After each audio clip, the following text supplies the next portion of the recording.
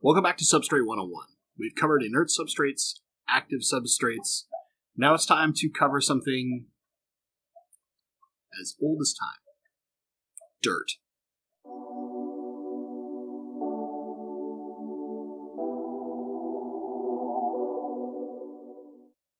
Hello everyone, this is Bentley, and today for Substrate 101 we're going to cover something that is very popular and a lot of times misunderstood when it comes to applying a tank, and that is the dirted tank. Now, most commonly, our dirted tanks are, and not necessarily correctly, following the Wallstead method. Now, this, of course, is created by Diana Wallstead. She's an ecologist, an aquarium keeper, who's wrote a phenomenal book, which there will be a link down in the description below if you're interested in actually reading the book. The important thing to note here is that not all dirted tanks are Wallstead method tanks, and often the Wallstead method is misinterpreted by the average aquarist on how to do a dirted tank. The basics of the Wallstead method are, as most people think, it's a dirt base with some kind of cap over the top, and a lot of plants, and no real filtration. But the complication here is that it's about creating a very careful balance in the tank, which your average aquarist is not doing. They're trying to treat this like a generic aquarium, where they would be using a powered filter or sponge filters, and that's not how that method is designed. And more importantly, in order to do it very, very correctly, it requires a very, very precision approach. So with that being said, let's look into the basics of a dirted tank and how to best do it, and then we'll talk about what is actually the most effective dirted tank method. When it comes to a dirted tank, most people are thinking something like this. This is some generic potting soil that was used for me to plant some tomato plants outside of my house. And you'll notice, like, if we go in here, we've got like sticks and all sorts of stuff in here. But also, most generic potting soil has some kind of chemical fertilizer added to it. When we're doing this in an aquarium, that's a big no-no. So the first thing we want to do is pick the right dirt. And in this case, what we're going to look for is either A, organic potted soil. This is typically the Miracle-Gro organic choice. That's the most common one. If you can't find that locally, I know certain states have difficulty finding it. There are some other options. Just look for an organic potting soil. That's going to make sure there's no chemical fertilizers added. The next option is to look at worm castings. This is a different type of soil that typically has had some form of earthworms that have gone through it quite a lot. This is a really, really good option as well. The final option is to create your own mineralized topsoil. And basically what you're doing is starting with standard topsoil or even some dirt that you dig out of your own yard and going through a very intricate process of mineralizing it and prepping it for the aquarium. We're not going to go into the details of that. If you want to know more about the full process in detail, how to do this, let me know in the comments down below and we'll build a video on it. But more importantly, let's go on the simple version where we're starting with either worm castings or an organic potted soil mix. Once we have our soil, the big thing is going to be this. You're going to want to put it into some kind of strainer, get all the extra sticks and stuff out of it, get it into your aquarium. No more than 2 inches of soil. What you really want to target is between an inch and an inch and a half of soil in your tank. You're going to get it wet until it gets kind of like a mud consistency, but you don't want to see standing pools of water on top of the dirt. If you do, just walk away, let the soil absorb all that water. You want it to get kind of a muddy consistency. This helps make sure it's nicely wetted and will stay down. Then from here, we're going to put our cap over the top. If we do not cap the dirt, it is going to be an absolute mess and you're never going to recover from it. Now, there's 2 options here. One is to cap it just basically with either sand or gravel. The other option is to do a fine layer of leaf litter. You could use something like guava leaves, catappa leaves. You pick whatever kind of leaf you want, oak, anything that is aquarium safe over the top, and then cap with either your sand or gravel. This just helps keep all of the mud and stuff down and also adds a little extra tannins and some organic material to break down to act as fertilizer over time. From here, what we're going to do is make sure that that cap is at least as much as we had the base layer. So if we have 1.5 inches of soil, we want 1.5 inches of cap or more. Typically, you want more. This just makes it a little more efficient to make sure it doesn't get up into the water column. And when we're looking at a cap, we want something that isn't too fine grained so it doesn't compact the dirt too much and create anaerobic pockets. So usually what we're looking at is either a fine gravel or a coarse grained sand like pool filter sand. This is really up to you as to what look you're going for, whether you want some kind of gravel or you want a sand appearance. Once you have all this done, you're going to slowly start wetting until you have water maybe 1 inch above the entire substrate layer. From here, you can plant your tank and then slowly start filling your tank. You want to fill extremely slow. This is really, really crucial. Once you've got it filled, here comes the hard part.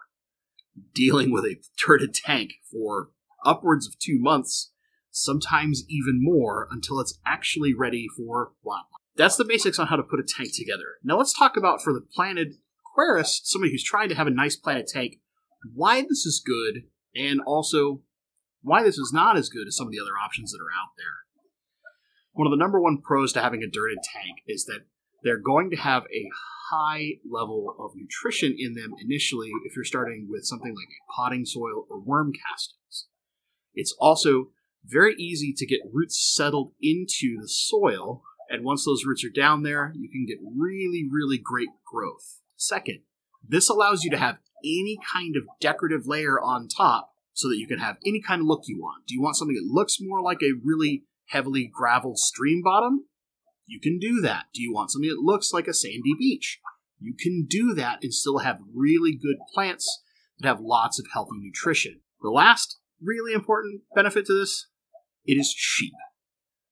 Very cheap. Dirt does not cost you very much. The gravel or sand that goes on as a cap does not cost you very much. In comparison to something like an aqua soil, this is an extremely cheap way to get really good results if you know what you're doing. The cons. Almost always with any given tank like this, you will have to do a lot of water changes to get rid of the amount of ammonia, nitrite, and nitrate for the first upwards of 2 to 3 months in order to get this stable enough for any kind of wildlife to live in it. Very often we have extremely high levels of ammonia, even with organic potting soils, because of the way that the potting soil is designed for terrestrial plants. Terrestrial plants can feed on tons of ammonia and not care, because they're not worried about keeping fish safe and keeping ammonia out of the water system. Second, anytime you try to remove a plant, move a plant, even plant something new, it can be extremely messy. You're going to get dirt everywhere if you are not extremely careful. This can also happen during water changes. Anytime that you get a breach in that cap layer, it gets ugly fast. You will get extremely cloudy water, and sometimes it can be nigh impossible to clear it up without causing weeks of grief. The final kind of downside to this is that this method is really, really prone to algae outbreaks, and not just at the start, continuously. Because this is such a nutrient-rich base, if you're pumping a lot of light and you don't have enough plants, you are going to see algae. It is almost a guarantee that you are going to have some algae issues unless you are really, really experienced with this kind of tank, or you give it very little light for the first 4, 5 months. I mean, seriously, we're talking that long. Now, there are lots of great videos on how to set up a dirted tank. And some people out there even charge you upwards of 40 or 50 bucks just for the amount of information that's in this video and one other video I'll link you to.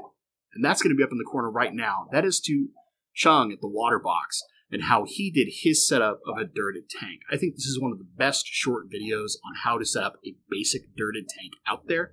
There are some other ones. A great example would be there's several different videos from Father Fish all about some details on dirted tanks.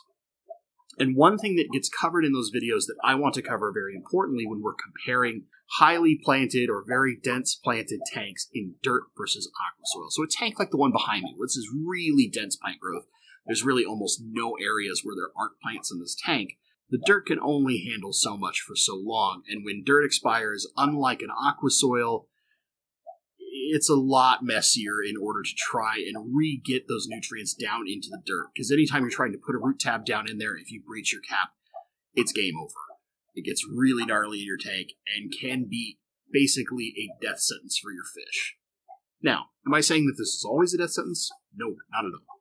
There are plenty of people who have had immense success. Father of Fish is a great example. However, what I will say is that it is far more difficult to have that much success without that level of experience to begin with. It's tough. It's really tough. I've tried dirty tanks before. It was a nightmare for me. I probably will never do it again unless you guys really, really scream at me in the comments, and then we'll do one on how to do a hyper-mineralized clay type setup where you're basically taking topsoil, going through a really extensive process in order to get it just right. And this is done by some people who are, how to put this, like plant super gurus here in Washington, that this is the only way they've done tanks for the last 2 decades. That's the level of experience that these folks have, and this would be following their method. Finally, one thing I want to cover is that a lot of times when you look at a planted tank, it will look really incredible for the first, say, like between month and year of its lifespan. But then after that, we tend to see some really weird things happen, whether it's really bad algae outbreaks. You start seeing some of your plants break down and not look the healthiest and luscious like they do in something like an aqua soil style tank, where basically they kind of always look really, really stellar. After time, like I've noticed this in some YouTubers' tanks. I'm not going to call them out. I don't want to be mean. Like this can happen for many reasons. It can be the fish that are in the tank that are beating up the plants.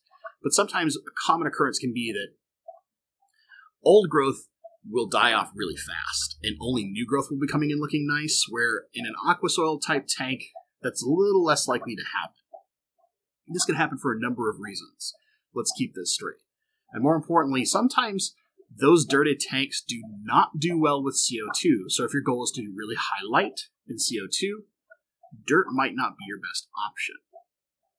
One kind of final thing that I want to note with a dirty tank: algae outbreaks can come at any time. I know I've said this a couple times before, but it's really important to stress that with dirt, because of the way that it works, and anytime you do a water change or have some kind of plants moving around, you can release a lot into your water column. And the second you do that, it is basically guaranteed that some form of gnarly algae outbreak is coming your way. Can this be prevented? Yes. Is it easy to make sure there's never algae in your tank doing a dirty tank? No. In fact, even from some of the best people out there who have been preaching dirty tanks for a very long time on YouTube, I see far more algae in their tanks than I ever do in an aqua soil tank. And that's from someone who's lazy like me, that does not do the level of maintenance that your green aqua type guys do, where it's like they're really getting detailed to make sure you never see algae. I don't get a lot of algae in my tanks. When I do, it's very light and it's very easy to deal with. It's a very different story in most of your dirted tanks, where especially hair algae tends to be a very, very common occurrence. We've talked about pros, we've talked about cons. When would you look at doing a dirted tank over aqua soil? Most people typically make this decision when they're looking purely at a budget concern. They want to do something cheap. I would caution you not to make this the only reason you do this. Now, here's where I would suggest looking into a dirted tank over an aqua soil tank. And keep in mind, my personal preference, never do a dirted tank ever again. Keep that in mind, and I'm going to tell you when you should and shouldn't. Okay? If you are doing mostly simple plants, that is to say, you're not going for a lot of really high-tech oriented plants or very difficult plants, but anything that's got really crazy color or really fine leaves. If you're looking at swords, Ludwigias, a lot of your simple stems, crypts, these are all perfectly fine to do in a dirted tank. Anything that feeds really nicely at the roots can do very, very successfully in dirt. The other reason why we would do a dirted tank is we don't want the aqua soil look in our tank. We want something else in the cap. We want something underneath that really gives us healthy nutrition for our plants, as opposed to I'm just going to jam root tabs into my gravel and hope it works. Reasons why you would not do that, and you would always pick an aqua soil. You want reliability long term without the risk of having really ridiculous algae outbreaks anytime you move a plant or do a water change. Or more importantly, if you want something that can last you more than a couple years' time and still reliably provide nutrition to your plants at the substrate layer, this is where I would look at some form of active substrate as opposed to dirt. That's it. That's your Substrate 101 primer on dirted tanks. Again, if you want to learn the full mineralized topsoil method, this is actually very, very in-depth. Let me know down in the comments. It will take time because it's a long process in the sense of the amount of time it would take to film it. You can do this process in the course of about a week, doing a couple, 20 minutes of work here and there. But in order to film it, it will take quite a while. If you want to see that process in depth on how to do this and set up the full mineralized soil tank, let me know in the comments down below. If there's enough demand, I will put it on my list and we will get it done at some point. If you've enjoyed this video, consider giving it a like. Let me know down the video, what is your favorite person who does dirted tanks, or maybe why you used to do dirted tanks and won't do them anymore like me, or maybe why you will never do anything other than a dirted tank in the future. I love hearing from you guys. I love having that kind of conversation back and forth. Plus, comments, likes, and even little shares. Those are really, really helpful with the magic YouTube algorithms. They're amazing for helping a channel grow. And if you like what I do, that's the best way to help this channel out. If you don't like learning about this, you think I'm silly for thinking that dirt is bad and I'm giving dirt a really bad name, you can hit the thumbs down twice. I'll understand. As always, guys, thank you so much for watching. And stay awesome.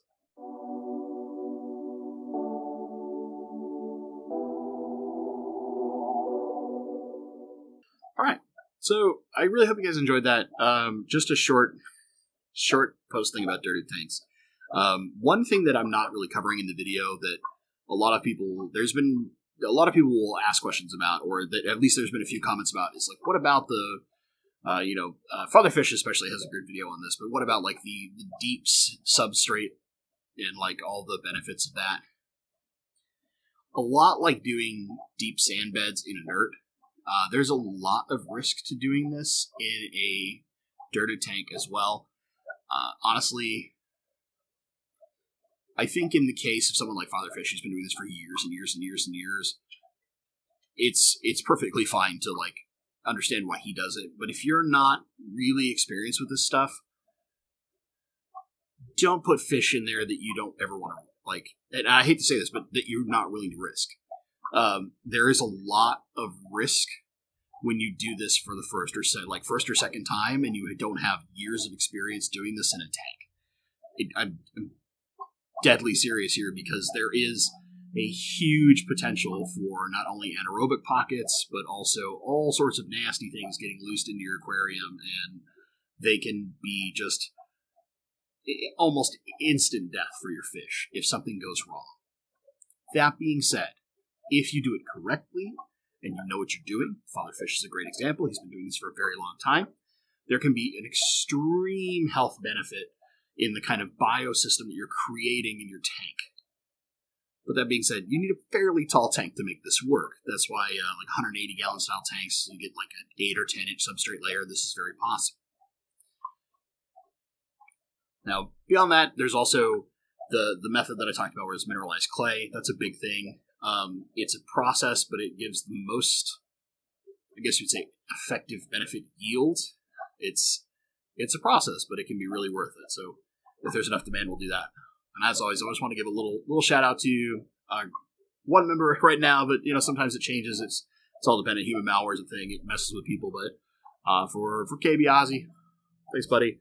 I think last time we talked about we met up in person, and I kind of mentioned that's something I miss because of human malware, is the opportunity to meet some folks randomly, or go to a convention or something like that. But For a lot of you, like, you have this kind of experience, I really want to hear down in the comments, just because I love hearing it from more and more people. Like, I've got a lot of experience talking to various people inside my club, but it's always nice to hear from someone different that's outside of your local region, because everybody's water is a little different, so everybody's water can tolerate something a little bit differently. And if you didn't, like, please, please, please, if you're really interested in doing the DIY setup of a tank, look at Chung's video, because it's really good, and it's like 6 minutes long. It's super short, it's really well edited, and it's full of great information. As always, guys, thanks so much for watching. Stay awesome.